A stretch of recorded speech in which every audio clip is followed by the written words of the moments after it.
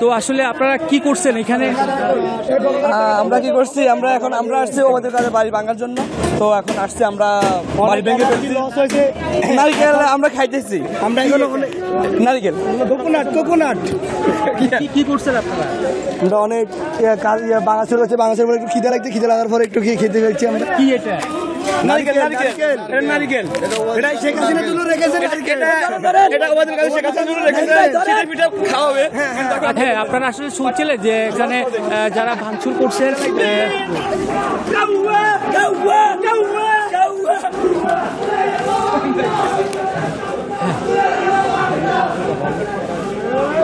আপনারা আসলে দেখছেন এখানে ছাত্র জনতা যে মিছিল সেটি এখনো অব্যাহত আছে এবং এখানে যে মুখ্য সমন্বয়ক আরিফ, তিনি মুখ্য সমন্বয়ক ফরহাদ, তিনি ঘোষণা দিয়েছেন যে বুলডোজার কিছুক্ষণের মধ্যে এখানে আসবে। এখন এখানে যে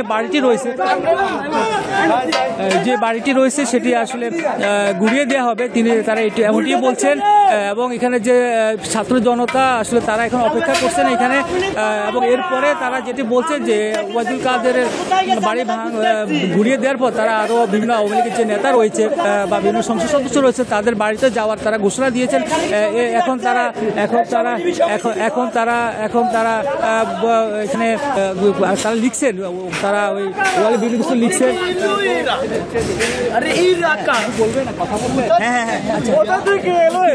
যে ওবায়দুল কাদের বলছে যে আওয়ামী লীগ পালায় না, এখন আমরা তার আস্তানা এসেছি, সে কোথায় গেছে আমরা তাকে খুঁজতে এসেছি, তাকে আমরা উষ্ণ সংবর্ধনা দিব। এবং সে বলছে যে পালাই না, এখন পালাই গেছে কেন? আমরা এটাকে অতি শীঘ্রই পাবলিক টয়লেট হিসেবে ঘোষণা করব, কারণ মুক্তা বিজয়ের পর বাবু জাহেলের বাড়ি পাবলিক টয়লেট হিসেবে ঘোষণা করা হয়েছে, এটাকেও পাবলিক টয়লেট হিসেবে ঘোষণা করা হবে। বাংলাদেশে অবৈধ টাকা দিয়ে, আওয়ামী লীগের অবৈধ টাকা দিয়ে যত সম্পদ তৈরি করা হচ্ছে সবগুলোকে পাবলিক টয়লেট হিসেবে ঘোষণা করা হবে। আসলে শুনছিলেন এখানে যারা বিক্ষুব্ধ জনতা রয়েছেন, ছাত্র রয়েছেন, তারা আসলে স্লোগান দিচ্ছেন, তারা আসলে স্লোগান দিচ্ছেন। এবং এখানে আসলে যে বাংলাদেশ আওয়ামী লীগের সাবেক সাধারণ সম্পাদক, তার যে বাড়ি আসলে সেটি ইতিমধ্যে পুরাই ভেঙে ফেলা হয়েছে বলা চলে। 5 আগস্টের পরে দেখতে পাচ্ছেন কিছুটা সংস্কার করা হচ্ছিল। আগে যে 5 আগস্টের আগে যেখানে কাচের জানালা ছিল সেটি পর্যন্ত এখন দেখতে পাচ্ছেন নিচে লোহার জানালা রয়েছে, সেটি চেষ্টা করছে ছাত্ররা, এখনো চেষ্টা করছে ভাঙার জন্য। আপনার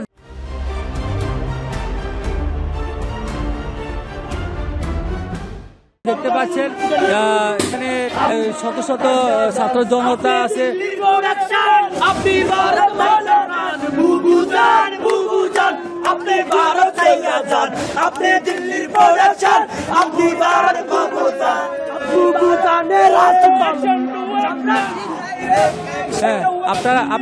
আপনারা শুনতে পাচ্ছেন যে এখানে আসলে যে উত্তেজিত ছাত্র জনতা রয়েছেন তারা বিভিন্ন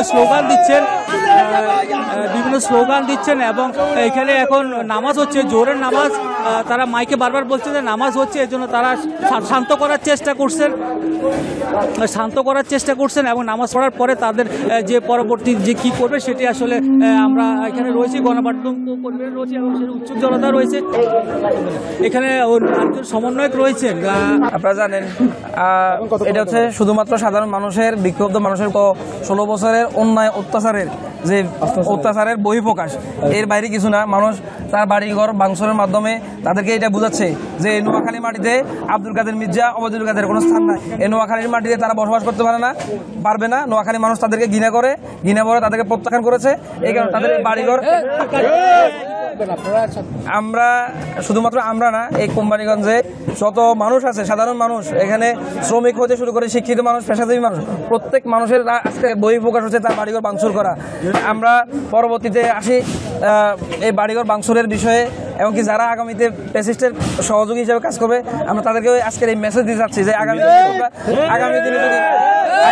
আগামী দিনে যদি তোমরা ফ্যাসিস্ট হিসেবে আবারও আবির্ভাব হতে চাও, আমাদের ছাত্র জনতা তোমাদের এই পরিণত করবে। এটা হচ্ছে আগামী দিনে যারা রাজনীতি করবে তার মেসেজ হয়ে থাকবে।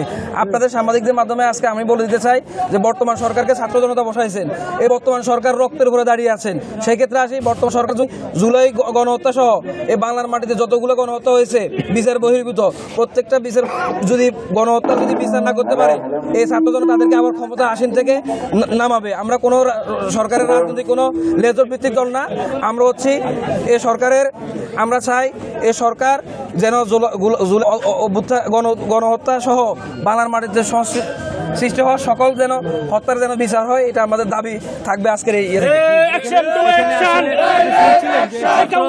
জনতার যে ছাত্র জনতার যে সমন্বয় যারা কাজ এখানে এসেছিলেন বা নেতৃত্ব দিচ্ছেন তাদের কথা আমরা শুনলাম। এবং এখানে আসলে যে ভাঙচুরের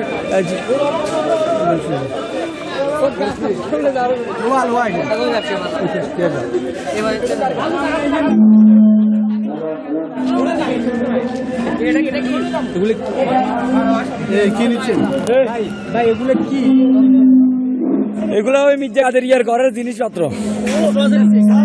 না এখানে সব জানালা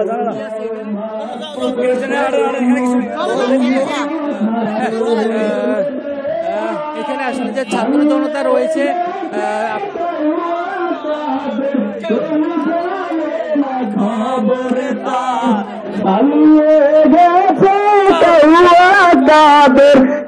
জানে না খবর তার, ভালো হয়ে যাও না শুধু তুমি এই কথা কেউ